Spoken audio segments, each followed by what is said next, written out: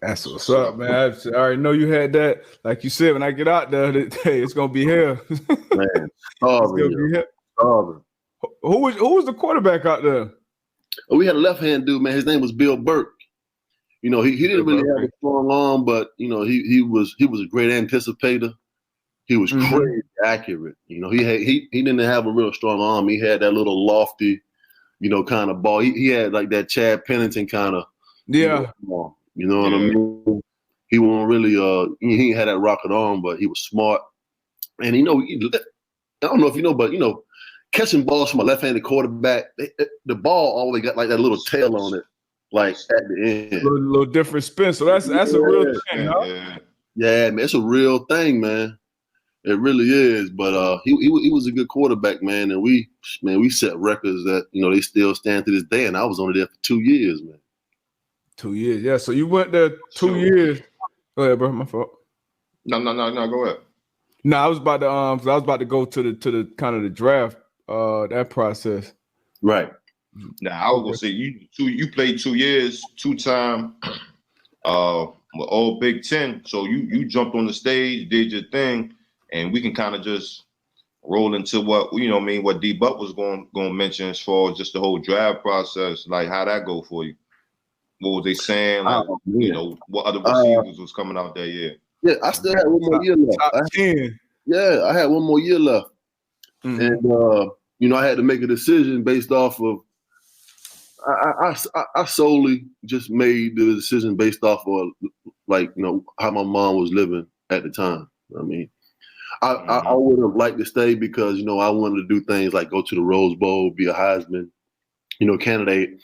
I was upset that I had lost the Biletnikoff that year to it was me, Peter Ward, and my boy from Stanford. We both lost to him, so I was upset about that. And so I wanted to come back, and I played my last game. We played against Florida in the Citrus Bowl, and I ended up killing that 13, 185, and 3. It's the craziest thing. I ended with what I started with. Like I was about to say, the same spring game to your last game. That's wild. The same exact numbers. So I picked up the phone and I'm like, yo, I'm just gonna go pro. And my mom was like, baby, you don't gotta do this for me. I'm gonna be all right. I'm like, no, it's the right thing to do. My mom and my brothers had already got evicted out of where they was living at. So my mom was living with my grandma in Pecan Gardens. And like my mom did, she was living with her mom, you know what I mean? And, in a bad situation. So that's why I left, nothing more, nothing less. I would have liked to stay, but a kid is having a dream to get to the NFL, and like you see the door, you can see the door right there. Yeah, right there, yeah. Like, do I want to be selfish enough? Do I want to be selfish enough to do all these great things, and that I want to accomplish Rose Bowl and all that, or do I risk it by going out and getting injured? I'm already a top 10 pick, so what am I supposed to do? And I just made the decision based off of how my mom and her situation was, and it was crazy. And I thought I was the best receiver in the draft that year, but Peter Ward was a dog in college, man. Yeah, he was a national treasure, man. I mean, down here where I'm from, down in South Florida. But I want to go back. I want to go back a little bit though, because I don't think that's really spoke on or talked about enough. I know it's talked about, but as far as like real life experience. So when you are that player, that's all. Because I went far from home from college. I'm from South Florida. I went up to UConn, so I was far from home. But I didn't have a situation at home where I felt the pressure, the stress, like, oh man, I'm leaving, Mom Duke's out to dry, or I'm far away from home chasing my dream, but my family at home, in a certain situation that they want to get out of. Like mom and dad together, they was holding down, whatever. So I didn't feel that pressure. So for you who kind of felt that pressure, even while you was playing, how does that affect, I guess, your psyche and what's going on as the person, as the man, and as the athlete?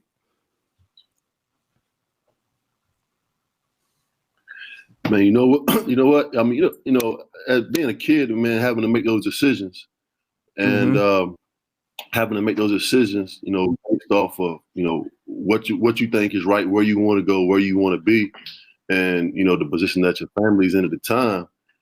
You know, when I got to Michigan, and like it was my first game of the year, and it never really crossed my mind. It did, and I was like, yo, my mom will never be able to see me play because of how far I am.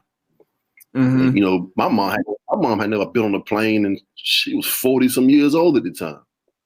And it was a 13, 14-hour drive. And you know, looking back at it, if I could do it again, I probably, you know, I would have stayed more local, maybe like Virginia Tech or something like that, and stayed at home, just so, you know, she could be there to support me and to watch me play. But you know, I think my mom maybe saw me play 2 or 3 times in college, 3 at the most. But yeah, man, looking back at it, as a kid, you want to get as far away from home as you possibly can. I was about to say it probably worked out better for you. Yeah, that was being that far from home. Yeah, and you know, man, back in this was '96, in the ACC, Virginia and North Carolina, they weren't like real powerhouses like they are today. I mean, Florida State ran that division. Florida State was in the ACC back then. They was winning 10, 11 conference championships in a row. ACC football was not a big thing. Yeah. So, you know, you had the SEC, which I couldn't go, in the Big Ten. But I wish I could have stayed home, more local, and put all of those things together. You know, my mom's current living situation, you know, proximity to her in school and things like that. But I just wanted to, you know, go as far away as I possibly can. And then, you know, my option was limited with me, you know, being a Prop 48. And you know, and not having the grades to go to those schools who were around me. Yeah, so that's how that happened. Bet. No. So yeah, that's dope. So now I guess that. Man. Go ahead, bro. No, go ahead, you got it. No, I was just talking about so that combine process. You knew you felt like you was the best receiver in the draft. I'm sure you went around it when you that type of pick, you go around, the teams tell you, oh, yeah, if you're here, we're going to take you. If you're there. Yeah. So where did you think you were going draft night, and then how did it actually play out? He opening up some wounds, man. I was tight, man. So I get down to the combine, so Peter Ward don't work out.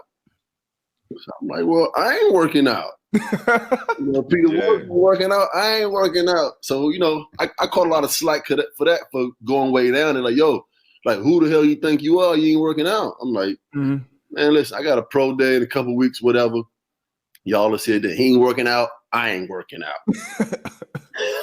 So dude was like, all right, man, listen, just whatever, just do something. I said, all right, whatever. So I step up to the line. This is like the second day. He was like, man, all you gonna do is help yourself if you work out. My high school coach, yo, just go out there, just do something, please, just do something. I know what you thinking. You think you the best in that draft, which you are, but just show them something. I get up to the line, and once the coaches know I'm there, they like, yo, Burress, come to the front. So they say, yo, just run a 9 route. And guess who my quarterback is? Same quarterback. Tom Brady. Oh shit! Okay. Tom Brady, my quarterback. He like this. He ain't know nobody to radar then. So I was about to say he was probably a combine arm at that point. Yeah. So I get up there. You know, they like step on 15, accelerate. The ball should be up in the air, and you know he put the ball up, and I was like, man, you know when the hell I'm gonna get to this ball? And I stepped on the X button, ran it down, and everybody was just like. I said, you know what? I'm done for today. Y'all don't need to see no more. No more. You run that ball down? Yeah, that's where I'm at. That's what I do. Yeah. So, you know, I know that I'm a top 10 pick. I go through the whole draft process, and you know, I go see the Baltimore Ravens. I go see the Cleveland Browns. They had number 1 pick and number 3. I go see the Baltimore Ravens. I go to Philly. I really wanted to go to Philly because Bubba Chuck was in Philly, which would have been crazy. They had that would have been crazy. 7 was Arizona and 8 was Pittsburgh. And so I get to Baltimore, which really kind of, made me really upset about this whole process. And, during the I remember that pro day, me and Jamal Lewis had the same pro day. And so when they hit the Y, they was like, yo, Jamal Lewis just ran a 4.35. And we was like, who the hell is Jamal Lewis? I didn't know he was rolling like that. He rolling. Jamal Lewis ran like a 4.35 at his combine. Mm-hmm. Baltimore had the 5th pick. I go to Baltimore. And Ozzie Newsome was a brother that, Yeah. He's like, yo, yeah, if you did the 5th pick, I'm taking you. If ands or buts about it. I'm like, all right, cool. So one go by Courtney Brown, LeVar go 2, LeVar Arrington go 2. Mm-hmm. Go 3. I forget who went 3. Peter Ward go 4. Jamal Lewis go 5 to Baltimore. So I was tight. I said, right. Yo, man, that man just looked in my face and just told me out loud, yo. I'm like, what kind of shit is that, man? You look in my face and just tell me a lie? I was like, all right. So I had no idea after that. So I was like, yo, I'm going to Philly. Oh, man, Chuck there. It's all good. Because I had been to Philly to see the team, but they take Corey Simon. Deep from Florida State. Deep tackle, yeah. And I'm like, okay. I knew Arizona wasn't going to take him because they had just drafted David Boston. Right. A year before me. So I knew they wasn't going to take a wide receiver. They took T.J. Thomas Jones. So I got to Pittsburgh. I don't know nothing about Pittsburgh. And the quarterback out there at the time was who? In Pittsburgh? Yeah. Cordell Stewart. That's what I figured, yeah. Yep. So when I got drafted to go 8, I was like, I knew nothing about Pittsburgh. And, I landed there. And it was just, I was confused, lost, everything. I knew, man, it was just a process. It all happened so fast. That wild range of emotions. You know what I'm saying? Right. So, you upset, but you just elated, you excited, you happy. You know that everything that you worked for, it finally happened. Now you can provide for your family, all those different emotions. And it's like, all right, let's get to playing football. But that whole process, man, was just for a kid, going through all of that. It was a special time, man. And, I wish I would have, appreciated it more, going through it, during that time. But yeah, man, that whole combine and, all of those things, man, it was just, it's something. Yeah, that's a crazy. I feel like everybody could write a book with their story, but your story crazy though. That's a journey, right? And that's just getting to the league. That's just getting there, man.